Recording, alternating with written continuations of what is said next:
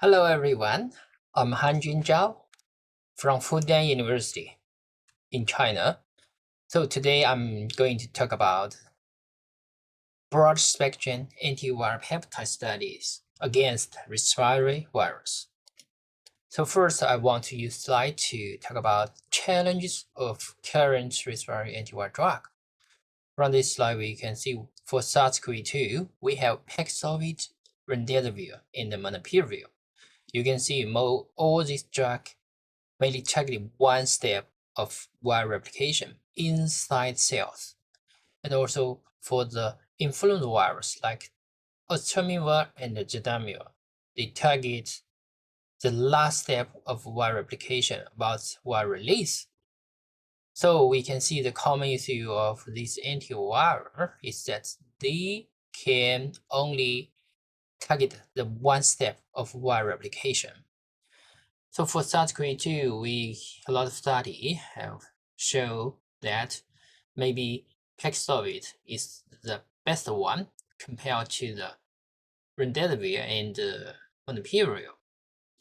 And however, a lot of study also showed that Paxlovid can quickly induce drug resistance by different mechanisms, and also that Paxlovid have different many multi-side effects as reviewed by this paper. And not only for SARS-CoV-2, for the influenza virus, they also have the drug resistance problem, especially for the NA inhibitor. Only one amino acid mutation can cause drug resistance, which have been found in different subtypes of influenza virus, H5H7 and H1. So these drug resistance problems are the common problems for most antiviral drugs, especially targeting the viral protein step. Also, another important limitation for influenza virus, we currently know that they require the treatment as early as possible. Generally to say, it would be better to treat patients before or within 40 hours infection. So here I want to use a simple cartoon and experiment to explain why the early treatment is so important. For the early treatment, which means very few cells have been infected. In this condition, when treat the cells with zanamivir, the zanamivir can block the virus release and block the virus to infect the neighboring cells. So in this condition, the zanamivir can protect cells. However, the late treatment, which means a lot of cells have been infected. In this condition, the treatment could not inhibit the viral replication in these cells, and this cell will death. So in the late treatment, the zanamivir could not protect the survival of the cell death. So the challenge of specific antiviral targeting virus is one, the common issue is antiviral target one step of viral replication, which can limit the antiviral efficiency, and also the drug resistance problem, which means that they have the low barrier to viral resistance. Yeah, of course, we know there are a lot of studies to identify the host targeting antiviral like the chloroquine and Abidol and the chemistry. Yeah, they showed broad antiviral activity in cells, but however, all these drugs showed very limited antiviral activity in vivo and also in patients. So in our group, we know these advantages and disadvantages of the specific antiviral and the host targeting antiviral. So we So we want to identify a new kind of antiviral like targeting both virus and host to enhance the antiviral activity and to reduce the possibility of the drug resistance. So this is a two study, and our group showed that both targeting virus and targeting host can be a strategy to inhibit the virus with more potent antiviral activity and with high barrier to drug resistance. So here we can see the arbitol in the chloroquine and the capsid show very potent antiviral activity in cells, but when we compare the antiviral activity in hamster using this arbitol, chloroquine, capsid, and the combination of this drug, almost they cannot show the antiviral activity in hamster to inhibit the subsequent replication. But our dual targeting peptide, APNR, showed much potent antiviral activity in the hamster model. Not only our group, other groups also try to use a different method to identify the multi-targeting or dual-targeting antiviral inhibitors. And in this study, they're using the machine learning to try to predict the small molecular compound targeting different host factors. In this study, they using the library to screen the compound targeting at least two host target to inhibit SARS-CoV-2, and they both then have got the potential antiviral compound in their study. So for us, our strategy is try to use peptide, the multi-targeting peptide, to block the virus entry, to inhibit the viral replication inside cells, and maybe also can stop virus release. So we call it hyperfunctional antiviral peptide.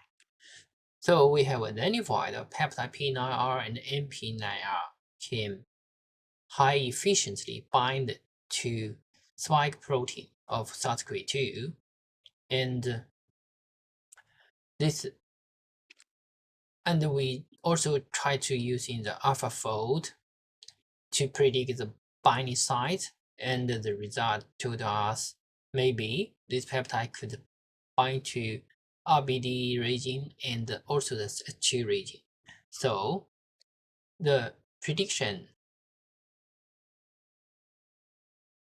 it can maybe wrong, but currently we are trying to using the structure analysis to try to identify the real target site on the spike protein of this peptide.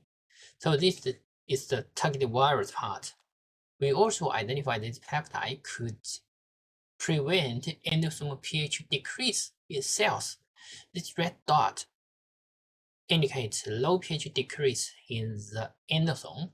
When we treat the cells with the P9R and the positive control bifidobacterium A1, we can see this peptide and the bifidobacterium A1 could block the pH decrease in the endosome.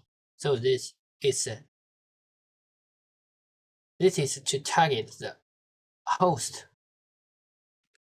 And we also using other cell line to demonstrate that this peptide could block the pH decrease in very sick cell. And also we found that this peptide could also increase the virus attachment on to cells. And also we identified that this peptide could block the viral release to the supernatant from the infected cells. So increase the virus attachment and stop the virus release, which also maybe contribute to the antiviral activity. So we further confirm that this peptide could really enhance the virus attachment on cell membrane and without entry. against SARS-CoV-2. Interestingly, we also demonstrate this peptide could also block the influenza virus entry, but it did not block the adenovirus entry to the cells.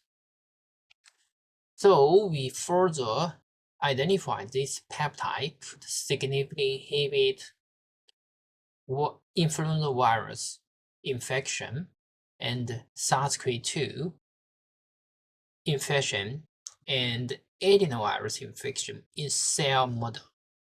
We further demonstrate this peptide could significantly inhibit H1N1 virus replication in mouse lung and SARS-CoV-2 replication in hamster model and adenovirus 5 in hamster model.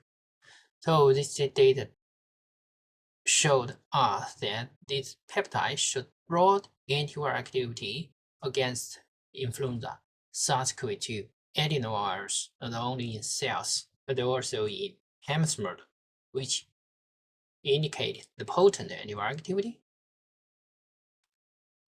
So another important issue and interesting issue is that we know currently we don't have good antiviral for the treatment in the patients with late infections.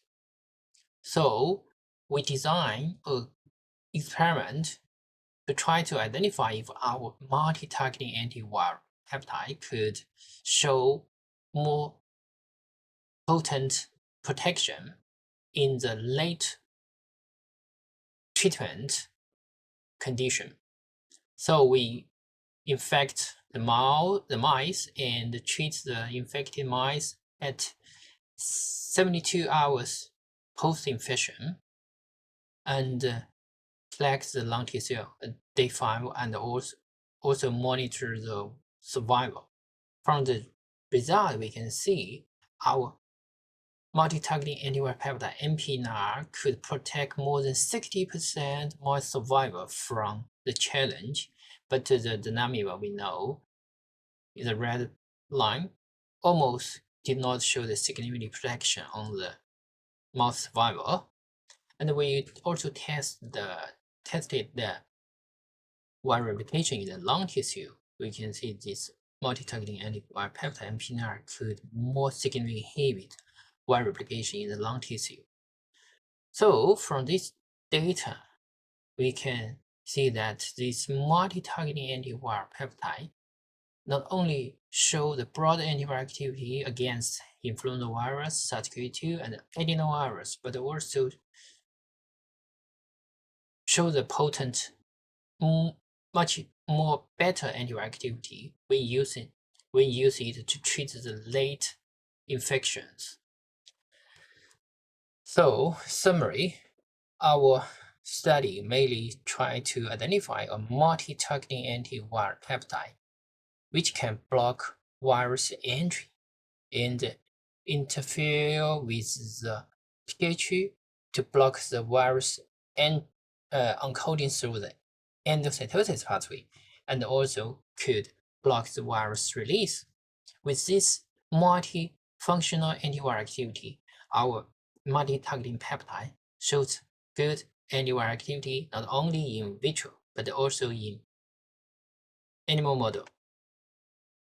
So this is our group, very young group. Thanks for their hard working, and of course I thank you for your attention and the comments. I would like to take any questions from the audience. Thank you very much.